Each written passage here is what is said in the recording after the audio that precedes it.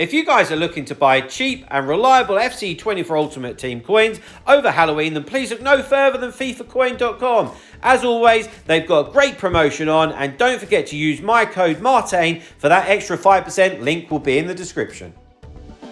Hi guys, Martain88 here, and welcome back to another Eafc 24 video and another custom tactics video here on the channel.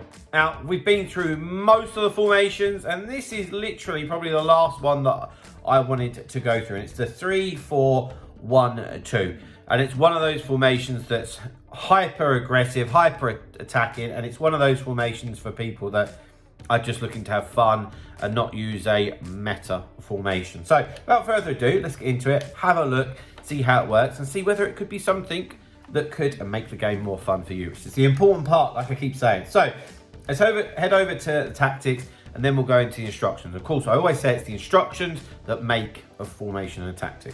So, defensive style, balanced. I haven't been changing that from that, and I wouldn't encourage anyone to change from that too much. I know that in the game at the moment, people feel that stamina isn't really being drained, but that's not the only reason to leave it on balance. It's because we don't want players to be dragged out of position by the AI, basically. So, yeah, I like to leave it on balance anyway. As always, I like to stay nice and condensed with the width. I know people like to go down the wings, but ultimately, that's still where the ball is going to be coming in. So I like to stay nice and compact and tight, and then deal with the ball, you know, if and when it does go out wide. Defensive depth, 55. Build-up play balance, chance creation, direct passing. That's always very, very similar.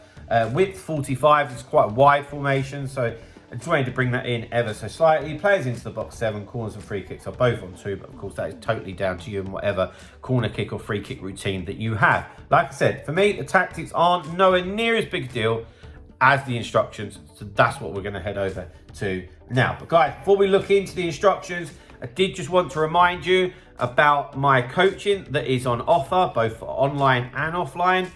The uptake has been utterly incredible over October. I've been pretty overwhelmed, to be fair.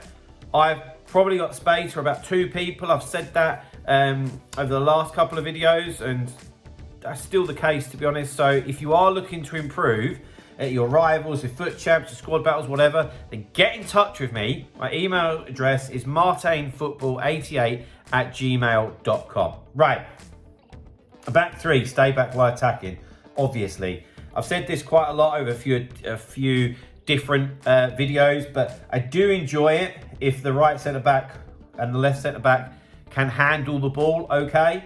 I'm still building this team up, but Hakimi can definitely do that. Kanate can't, so I'm halfway there, but ultimately they're there to defend and do exactly that. But now Hakimi, he can take the ball forward and help create attacks, which is very, very helpful. Into the 2 centre mids, okay? So I've actually got both of them on stay back while attacking.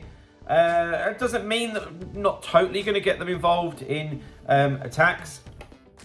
I do a lot of triggered runs and 1-2s and stuff like that. So if you want to take, say, De Bruyne forward like that, it will catch your opponent unawares. But equally, they're there to just hold the fort, recycle the ball, help defensively, and start the attacks. And of course, that is why we want them on cover centre as well, in my opinion.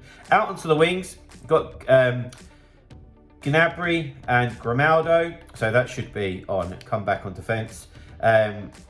In fact, I haven't changed him. So we need these 2 on come back on defence, or you're just a sitting duck, okay? So I always feel that you don't want out-and-out wingers in this type of position. So I'm thinking likes of like a Theo Hernandez and Alphonso Davies, those types of players. And to be honest, Gnabry and Grimaldo fit that build okay, to be fair.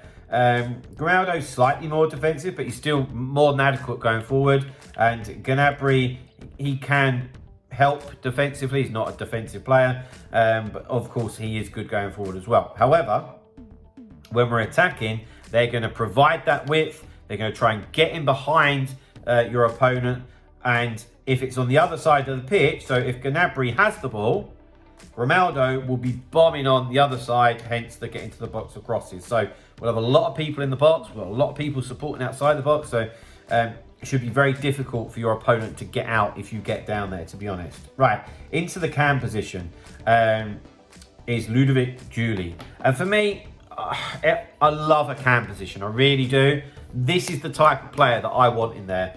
A Julie, a Messi, who else? What other types of players? Anybody that is short, agile, nippy, skillful on the ball is the type of player that that I want. Like a Zola, maybe, someone like that, definitely.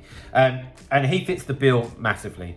And so he's on stay forward, so that when defensively, we'll end up with Grimaldo, Kimmich, De Bruyne, and Gnabry with the back three defending. But when we win it, we know that he's there. He's ready to receive the ball. He can look after it because he's not clunky on the ball at all. But also then, when we are going forward, I've got to stay on the edge of the box for crosses. You've got to think, if it's on the left-hand side with Grimaldo and we're going to be cutting it back or putting it into the box, we've got Adeyemi, Wilson and Gnabry all in the box.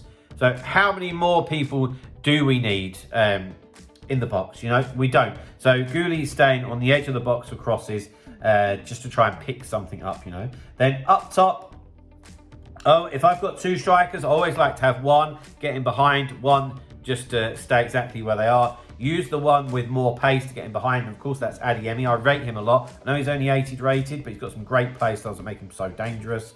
And yeah, gives a nice bit of variety. So guys, there we go. There's my 3-4-1-2 custom tactics. If that's helped you in any way, then please drop a like on the video. Subscribe to the channel if you haven't already. And I'll see you guys very, very soon. See you later, guys. Bye-bye.